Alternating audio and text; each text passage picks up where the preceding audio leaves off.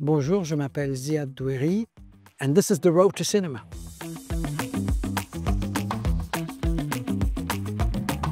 C'est la particularité que vous avez aussi et que vous partagez avec La Fièvre, c'est que vous êtes en binôme sur cette série. Comment ça se passe cette collaboration entre le scénariste, le réalisateur? J'ai l'impression que vous êtes très fusionnel, que ça se fait vraiment... Quand on m'avait envoyé les scénarios, j'avais trouvé qu'ils étaient super bien écrits, malgré qu'il y avait quasiment 50% des textes que j'avais rien compris du tout, parce que c'était très insider. Il y avait des choses, bien sûr, que j'ai compris dans l'évolution de ce personnage joué par Kad Merad. Je comprenais la dramaturgie de ce personnage, mais tout le côté politique autour, je ne savais pas c'était quoi. La circonscription, c'était des mots que j'avais aucune idée ça veut dire quoi. Donc, d'ailleurs, j'étais même un peu étonné quand j'ai parlé avec Eric et Jean-Baptiste. Pourquoi vous voulez que je le fasse? Je ne comprends pas ces politiques. Ils ont dit, on va vous expliquer. Donc, j'ai passé 2-3 mois sur Baron Noir et aussi la même chose avec Eric, qu'il m'explique les détails de ce qui se passe dans le scénario parce que c'est des trucs très pointus et très particuliers. Par exemple, la théorie d'Overton qui est dans La Fièvre. Je te jure, personne n'a compris ce que c'est d'Overton. Les acteurs venaient chez moi et me disent c'est quoi Overton? Je dis je n'ai aucune idée. Donc on a amené Eric, j'ai dit Eric, dessine-moi c'est quoi ce tableau d'Overton. Au fait, en le dessinant pour me l'expliquer, j'ai trouvé waouh, c'est comme ça qu'on va le tourner.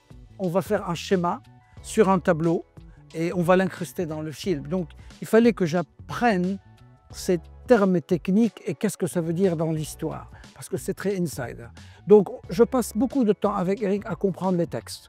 Ensuite, l'intention derrière les textes, parce que ça reste des textes politiques et analytiques. Pour moi, ce qui compte, c'est le sous-texte derrière ça. La psychologie du personnage quand il subit les trucs politiques ou académiques. C'est ça ce qui compte pour moi et je pense que le spectateur s'attache à un personnage. Et c'est votre caméra qui, justement, ça s'attache énormément aussi à être au plus près des visages, des corps.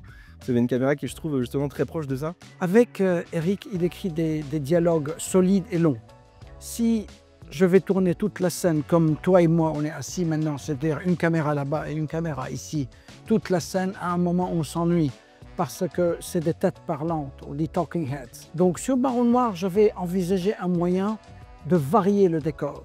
Pour que, quand on a de très longs mots techniques ou des dialogues techniques qui durent 5 minutes, 6 minutes, c'est énorme. Comment on peut faire pour varier le visuel? Et j'ai dit, on va bouger la caméra. Donc on va faire une partie de la scène. Originalement, elle était écrite en entier dans un bureau. On va faire un tiers dans le bureau, un tiers dans la rue, un tiers dans l'avion. Et là, ça dynamise soudain la scène en ne touchant pas au dialogue. Donc, on a trouvé une astuce visuelle, si on veut l'appeler astuce. Une astuce visuelle juste pour ne pas rendre deux têtes parlantes qui se regardent. On fait de temps en temps face à face. Mais j'essaye de varier le décor, les faire bouger. Pendant que tu dis ça, tu descends l'escalier, tu vas aller chercher ton café. Et vous continuez la phrase, et vous sortez, vous êtes dans la voiture.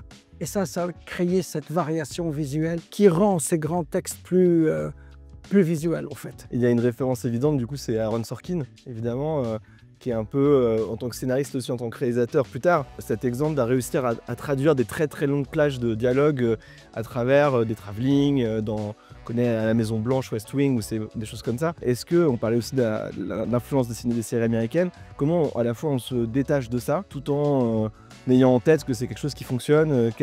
C'est quoi votre approche? Est-ce que c'est une référence à Aaron Sorkin, par exemple? J'ai commencé à te dire une chose, j'ai jamais vu de série, au fait. La seule série que j'ai vue dans ma vie, c'était pendant le Covid, quand ma fille Mia, elle m'a dit « Papa, si tu veux, on peut voir une série ensemble. » Moi qui n'ai pas encore habitué à passer des heures et des heures pour voir. Moi, je suis formaté, faire un film de 2 heures. Tu rentres, les lumières s'éteignent, l'écran s'ouvre, tu regardes et tu sors. J'arrive pas encore à voir. On me parle de toutes ces séries qui sont apparemment extraordinaires que je vois pas au fait. C'est pas parce que je les snob, c'est que juste j'ai pas la concentration de 6 heures ou 8 heures ou 10 heures ou 12 ou 14 ou 15 heures. Moi, je suis habitué à 2 heures de film. Et une dernière question, nous, on a une audience qui est plutôt jeune, qui a envie de faire du cinéma. Ce serait quoi un conseil à donner justement à un jeune qui a envie de se lancer dans la réalisation? Vous qui avez eu une carrière internationale, avec des séries françaises aussi derrière.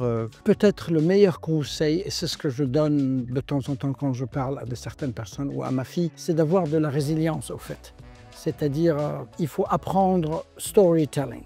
Parce que tu peux faire tous les angles du monde et les plus beaux éclairages et les meilleurs chefs-op au monde et tout ça. S'il n'y a pas une histoire bien racontée, on va se planter. Donc, la première école, c'est comment écrire un scénario. Que vous soyez scénariste ou pas, hein, il faut savoir comment lire et comment corriger un scénario, comment le rendre dramatique. Et deuxièmement, ce que j'ai dit au début, c'est la résilience, parce que c'est un métier très compétitif. Et c'est un métier où il y a beaucoup d'idées, il y a beaucoup de scénarios, et une fraction s'avère que ça devient un écran cinéma ou écran télé. Et il faut avoir la patience de subir les moments où on est au chômage. Merci beaucoup et on a hâte de découvrir le prochain projet de long métrage et puis peut-être le crossover entre La Fièvre et Baron Noir. Il vous l'a dit? Il l'a dit, ouais. Ouais, bah, j'ai lu le premier épisode aujourd'hui. C'est super. Moi, j'en doute pas. C'est un amalgame des deux et c'est vraiment top. On a hâte de découvrir ça. Ouais, c'est super. Merci beaucoup. Merci à vous.